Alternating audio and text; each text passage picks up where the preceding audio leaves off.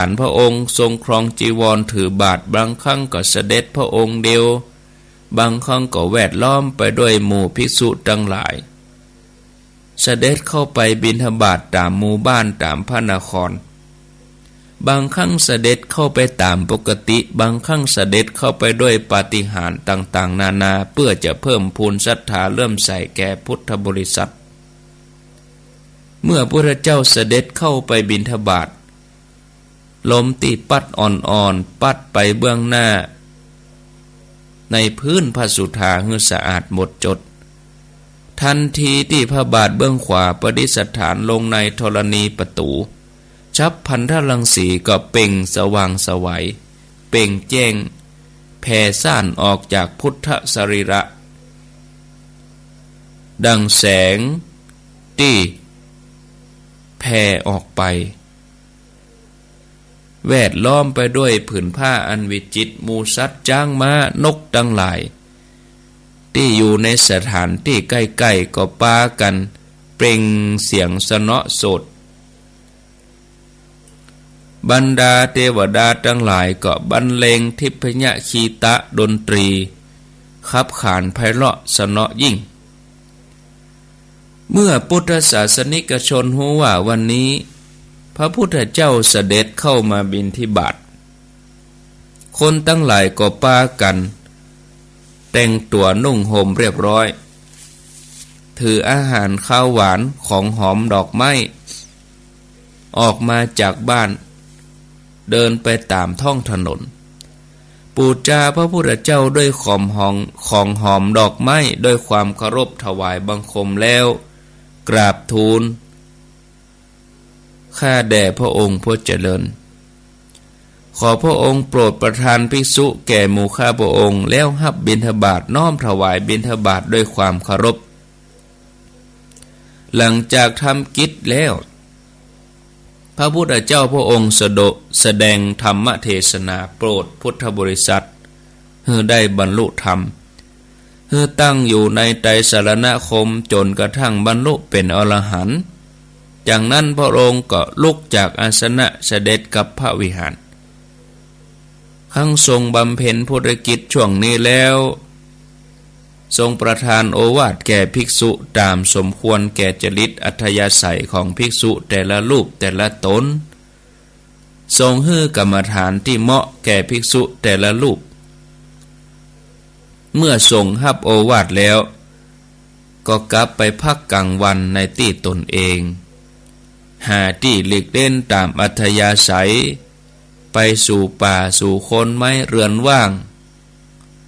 สำหรับท่านที่มีฤทธานุภาพ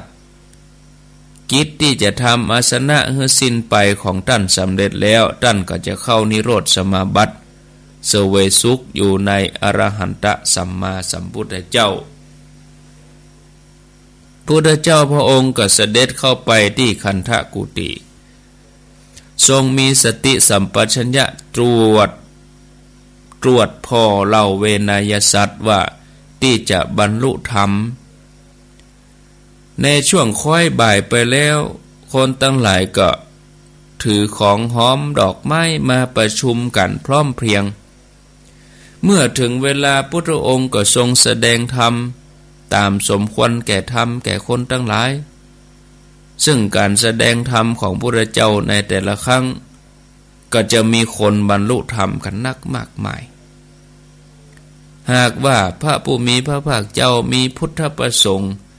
จะทรงสนานพระวรกายทรงสนานก็คืออาบน้ำชำระร่างกายพระองค์จะเสด็จลุกจากพุทธอาฏเข้าไปสู่ที่ซุ้มสำหรับทรงสนานทรงสงพระวรกายด้วยน้ำที่ภิกษุผู้เป็นพุทธอุปถากได้จัดถวายจากนั้นพระองค์ก็เสด็จไปประทับบนพุทธอาฏในคันธกุฏิหลีกเล่นอยู่เพียงลำพังพระองค์เดียวในช่วงค่ำภิกษุปากันมาเข้าเฝ้าเพื่อพังธรรมทูลถามปัญหาทูลขอกรรมฐานตลอดช่วงเย็นพระองค์ก็ให้โอวาทกับภิกษุที่ซักถามปัญหาไปจนถึงเวลาช่วงราวประมาณ 4-5 ทุ่ม เมื่อสิ้นสุดในกิจปฐมยามหลังจากพระสงฆ์ได้ถวายบังคมลาพุทธเจ้าแล้วเหล่าเทวดาหมื่นโลกธาตุ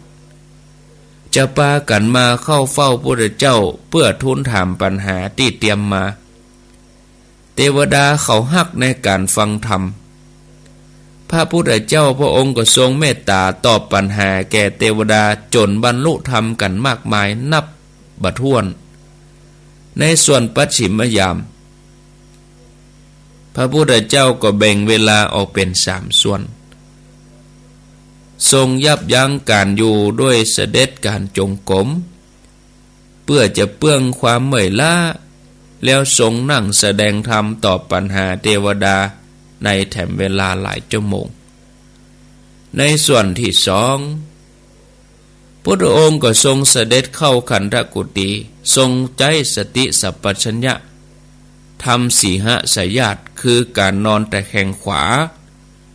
พระองค์บรรทมโดยใจเพเวลาบักกี้ชั่วโมงหลังจากนั้นก็เสด็จลุกขึ้นซึ่งถือว่าเป็นช่วงที่3ของปัจฉิมยามแล้วเสด็จลุกขึ้นประทับนั่งทรงใจพุทธจักษุแผ่พยานออกไปตลอดหมื่นโลกธาตุเพื่อจะดูสรรพสัตว์ทั้งหลายผู้ที่สั่งสมบุญญาธิการแล้วมีบุญนักปอที่จะบรรลุธรรมแม้อยู่ไกลต่อใดพระองค์ก็เสด็จไปโปรดจนบรรลุธรรมอันนี้เป็นพุทธกิจ5 อย่างโดยย่อที่หมู่เฮาทั้งหลายควรจะหู้ควรจะเข้าใจเฮาทั้งหลายจะหันว่าตลอดระยะเวลา45 พรรษาของการอุบัติเกิดขึ้นมาของพระพุทธเจ้านั้นเป็นไปเพื่อสันติสุขของมวลมนุษยชาติทำให้สรรพสัตว์ทั้งหลายได้หลุดพ้นจากความมืดคืออวิชชาได้ดื่มรสอมตะธรรมหลุดพ้นจากการเวียนว่ายตายเกิดในสังสารวัฏมากมายนับบ่ถ้วนทำให้พุทธศาสนาลงหลักปักมั่นยาวนานถึง 2,562 ปีเพราะว่าพระองค์ทรงบริหารเวลาใช้เวลาที่ผ่านไปให้เกิดประโยชน์สูงสุดจึงสมควรที่เฮาทั้งหลายในฐานะที่เป็นพุทธบริษัทจะระลึกนึกถึงกราบทูลกราบไหว้เทิดทูลหาโอกาสในการประพฤติปฏิบัติเป็นพุทธบูชาปฏิบัติบูชาตอบแทนคุณอันยิ่งใหญ่ของพุทธองค์ที่เฮาทำในทุกวันตื่นเจ้ามาก็ไหว้พระค่ำมาก็ไหว้พระพระรัตนตรัยเป็นสรณะอันประเสริฐ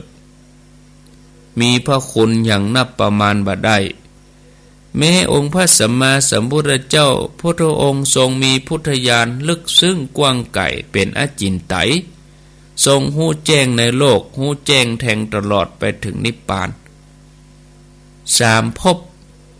ก็ยังมาอาจจะพรรณนากุลของพุทธเจ้ากุลของรัตนะ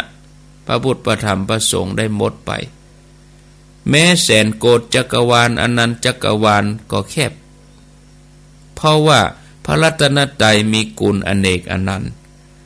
เฮาจะทราบซึ้งก็ต่อเมื่อเฮาเข้าถึงแล้วเป็นหนึ่งอันเดียวกันเฮาต้องเข้าถึงเฮาถึงจะได้ฮู้เฮาถึงจะได้พิจารณาอันนี้ศรัทธาญาติโยมท่านสาธุชนทั้งหลายก็ต้องขออนุโมทนา